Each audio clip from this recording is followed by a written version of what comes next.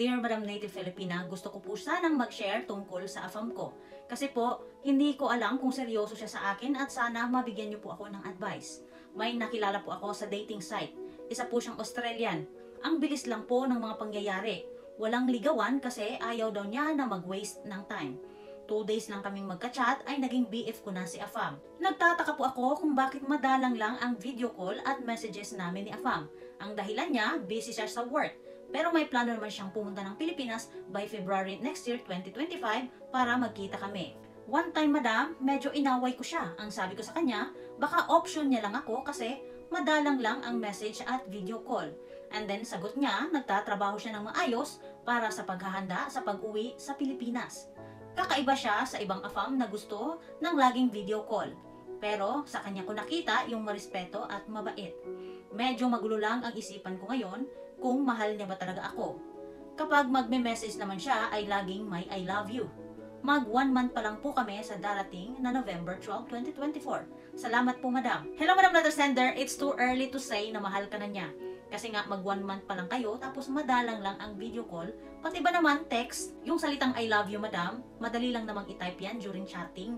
May mga AFAM na hindi babad sa social media ha, Madam Letter Sender, at para sa lahat. Dahil may na-encounter na akong ganyan before. Pero seryoso yon, busy lang talaga siya araw-araw. Pero at least, we have communication every day. Kahit once lang ang video call namin, at minsan lang ang text kasi busy talaga siyang tao. Sender, kung ako sa'yo, demand a video call kahit once in every day.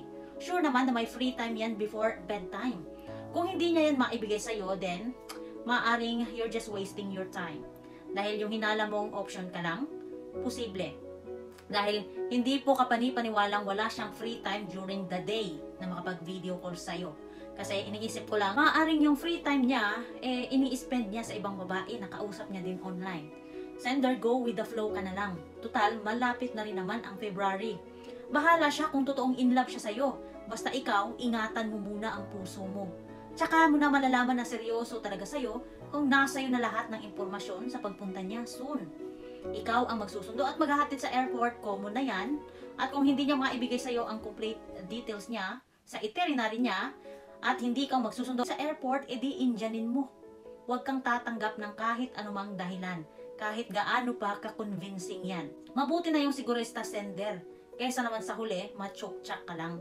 Isa pa, Madam Letter Sender, mararamdaman mo naman yan kung talagang may halaga ka sa kanya at kung tunay ang pagmamahal niya. Kung feel mong baliwala ka lang, edi hanap ka na lang ng ibang makakausap. Madami pa namang naghihintay na seryosong AFAM.